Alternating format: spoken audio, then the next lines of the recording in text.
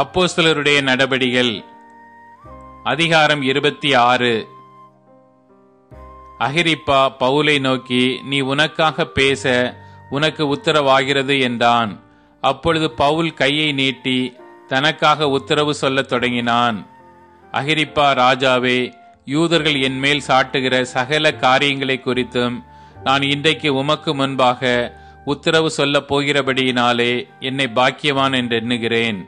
விசேஷமாய் நீர் யூதருடைய சகல முறைமைகளையும் தர்க்கங்களையும் அறிந்தவரானதால் அப்படி எண்ணுகிறேன். ஆகையால் நான் சொல்வதை பொறுமையோடு கேட்கும்படி உம்மை வேண்டிக் கொள்கிறேன். நான் என் சிறு வயது முதற்கொண்டு எருசலேமிலே என் ஜனத்தாருக்குள்ளே இருந்தபடியால் ஆதி முதல் நான் நடந்த நடக்கையை யூதர் எல்லாரும் அறிந்திருக்கிறார்கள். நம்முடைய மார்க்கத்திலுள்ள சமய பேதங்களில் மிகவும் கண்டிப்பான சமயத்துக்கு இசைந்தபடி பரிசேயனாய் நடந்தேன் என்று சாட்சி சொல்ல அவர்களுக்கு மனதிருந்தால் சொல்லலாம்.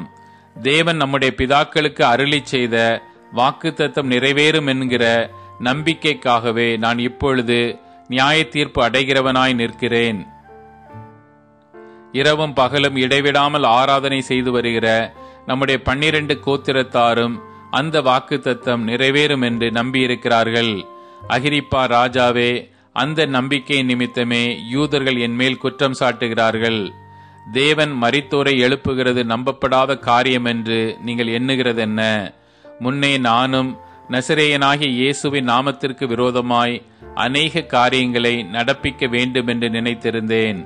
அப்படியே நான் எருசலேமிலும் செய்தேன். நான் பிரதான ஆசாரியர்களிடத்தில் அதிகாரம் பெற்று பரிசுத்தவான்களில் அநேகரை சிறைச்சாலைகளில் அடைத்தேன். அவர்கள் கொலை செய்யப்படுகையில் நானும் சம்மதித்திருந்தேன். சகல ஜப ஆலயங்களிலும் நான் அவர்களை அநேகந்தரம் தண்டித்து தேவ தூஷணம் சொல்ல கட்டாயப்படுத்தினேன்.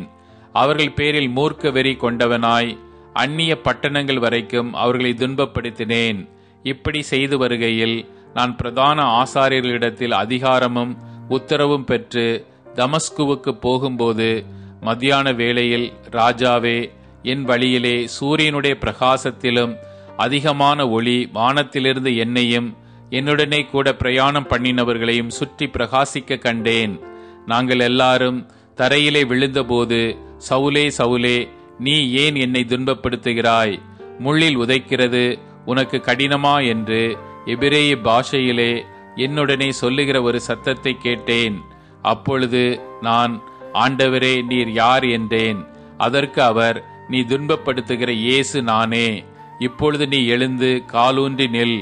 நீ கண்டவைகளையும் நான் உனக்கு தரிசனமாகி காண்பிக்கப் போகிறவைகளையும் குறித்து உன்னை ஊழியக்காரனாகவும் சாட்சியாகவும் ஏற்படுத்துகிறதற்காக உனக்கு தரிசனமானேன்.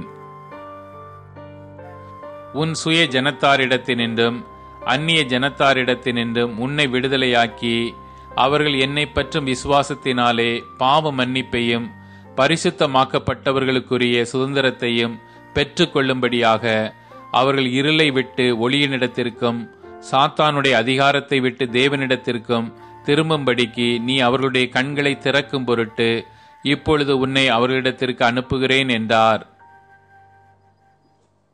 ஆகையால் அகிரிப்பா, ராஜாவே, நான் அந்த பரம தரிசனத்துக்கு கீழ்ப்படியாதவனாய் இருக்கவில்லை. முன்பு தமஸ்குவிலும் எருசலேமிலும் யூதயா தேசமெங்கும் உள்ளவர்களிடத்திலும் பின்பு புற ஜாதியாரிடத்திலும் நான் போய் அவர்கள் தேவனிடத்திற்கு மனம் திரும்பி குணப்படவும் மனம் திரும்புதலுக்கேற்ற கிரியைகளை செய்யவும் வேண்டும் என்று அறிவித்தேன். இது நிமித்தமே யூதர்கள் தேவ ஆலயத்திலே என்னை பிடித்து கொலை செய்ய பிரயத்தனம் பண்ணினார்கள். ஆனாலும் தேவ அனுக்கிரகம் பெற்று நான் இந்நாள் வரைக்கும் சிறியோருக்கும் பெரியோருக்கும் சாட்சி கூறி வருகிறேன். தீர்க்க தரிசிகளும் மோசேயும் முன்னமே சொல்லியிருந்தபடியே கிறிஸ்து பாடுபட வேண்டியதென்றும் மரித்தோர் உயிர்த்தெழுதலில் அவர் முதல்வராகி சுய ஜனங்களுக்கும் அந்நிய ஜனங்களுக்கும் ஒளியை வெளிப்படுத்துகிறவர் என்றும் சொல்லுகிறேனே அன்றி வேறொன்றையும் நான் சொல்லுகிறதில்லை என்றான்.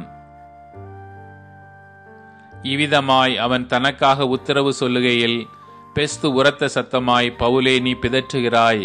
அதிக கல்வி உனக்கு பைத்தியம் உண்டாக்குகிறது என்றான். அதற்கு அவன், கனம் பொருந்திய பெஸ்துவே, நான் பைத்தியக்காரன் அல்ல, சத்தியமும் சொஸ்த புத்தியுமுள்ள வார்த்தைகளை பேசுகிறேன். இந்த சங்கதிகளை ராஜா அறிந்திருக்கிறார். ஆகையால் தைரியமாய் அவருக்கு முன்பாக பேசுகிறேன். இவைகளில் ஒன்றும் அவருக்கு மறைவானதல்லவென்று எண்ணுகிறேன். இது ஒரு மூலையிலே நடந்த காரியமல்ல. அகிரிப்பா ராஜாவே, தீர்க்க தரிசிகளை விசுவாசிக்கிறீரா? விசுவாசிக்கிறேன் என்று அறிவேன் என்றான். அப்பொழுது அகிரிப்பா பவுலை நோக்கி, நான் கிறிஸ்தவன் ஆகிறதற்கு கொஞ்சம் குறைய நீ என்னை சம்மதிக்க பண்ணுகிறாய் என்றான். அதற்கு பவுல், நீர் மாத்திரமல்ல, இன்று என் வசனத்தை கேட்கிற யாவரும் கொஞ்சம் குறைய மாத்திரமல்ல, இந்த கட்டுக்கள் தவிர முழுவதும் என்னை போலாகும்படி தேவனை வேண்டிக் கொள்ளுகிறேன் என்றான்.